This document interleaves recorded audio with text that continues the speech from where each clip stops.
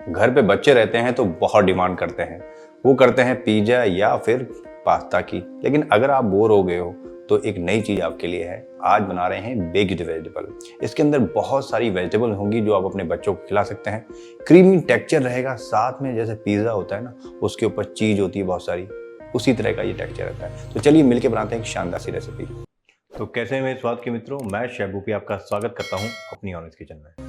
अक्सर आप comment box में कहते हैं कि प्लास्टिक का यूज़ ना करें। ये प्लास्टिक नहीं है, ये फूड ग्रेड सिलिकॉन है जो कि हीट रेसिस्टेंट है, फ्रीजर एंड ओवन सेफ है। 428 डिग्री टेम्परेचर तक आप इसका यूज़ कर सकते हैं। वैसे हम वहाँ तक पहुँचते नहीं हैं। और दूसरा कितना ईजी है, मतलब बहुत ही आसानी से सारी चीज़ें साफ़ हो जाती है। तो चलिए बहुत हो गई ज्ञान की बात, अब फटाफट से एक सॉस तैयार कर लेते हैं। तो व्हाइट सॉस तैयार कर रहे हैं। 50 ग्राम बटर का इस्तेमाल किया है। बटर को सिर्फ मेल्ट करना है, जलाना नहीं है। और जैसे ही बटर मेल्ट होता है तो 50 ग्राम हमको मैदा डालना है। मैदे को बटर के साथ में भूनना है लो फ्लेम पे, लेकिन कलर चेंज नहीं होना चाहिए और मैदे का कच्चापन निकल जाना चाहिए। तो कैसे पता लगाएं?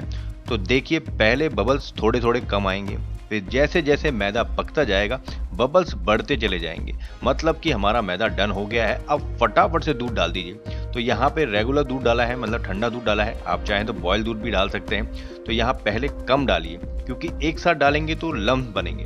पहले डालिए, फिर मिक्स कीजिए, फिर डालिए। ऐसा करने से क्या होगा कि लम्स नहीं बनेंगे।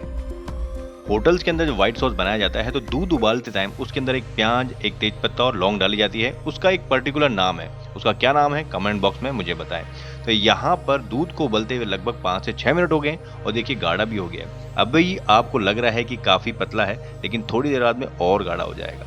अब यहाँ पे डालेंगे हम प्रोसेस चीज़। प्रोसेस चीज़ लगभग 30 से 40 ग्राम हम डाल रहे हैं। साथ में नटमेग, जायफल थोड़ा सा, मतलब कि कह सकते हैं 1/4 टीस्पून, 1 छोटा चम्मच सफ़ेद मिर्च का पाउडर, या फिर आप इसकी जगह काली मिर्च का पाउडर भी डाल सकते हैं, नहीं है तो। नमक स्वादानुसार रहेगा, लेकिन चीज़ के अंदर भी नमक होता है, इसलिए हमको डालना है हिसाब से। व्हाइट सॉस हमारा यहाँ पे गर्म है तो उसके अंदर चीज अच्छी तरह से मेल्ट हो जाएगी और मिक्स हो जाएगी, तो उसका टेस्ट बहुत अच्छा आएगा। और ये देखिए काफी थिक हो चुका है यहाँ पे। तो इसको कर देते हैं साइड में और सब्जियां ब्लांच कर लेते हैं। लेकिन सब्जियां आज थोड़े दूसरे किस्म से मैं ब्लांच कर रहा हूँ। पानी डालेंगे थोड़ा सा कम, बिल्कुल कम, और उसके अंदर डालेंगे सब्जियां। तो सब्जियों में मैंने यहाँ पे इस्तेमाल करी है बीन्स को छोटा छोटा काट लिया है, गाजर को भी छोटा छोटा काटा है। उसी की तरह थोड़ी फ्लोरेट्स निकाले हैं मैंने ब्रोकली के।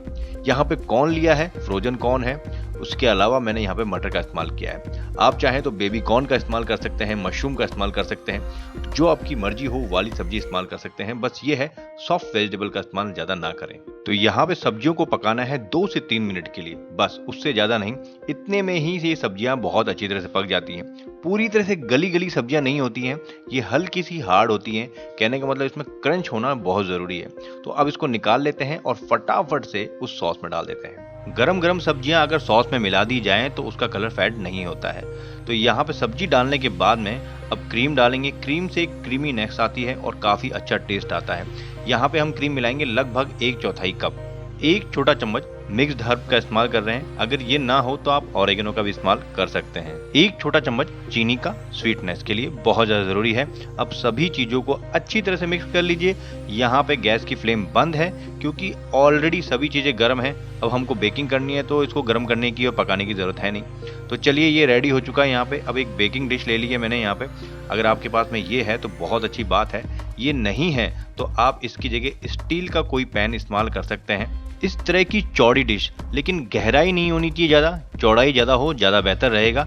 तो हम इस डिश के अंदर डाल देते हैं और जिस डिश के अंदर हम सर्व करेंगे उसी डिश में हम बेक करेंगे। डिश को हल्का सा टैप करना है जिससे चारों तरफ से बराबर फैल जाए। अब ऊपर से ग्रेटनेट करने के लिए हम यहाँ पे प्रोसेस चीज़ का इस्तेमाल कर रहे हैं।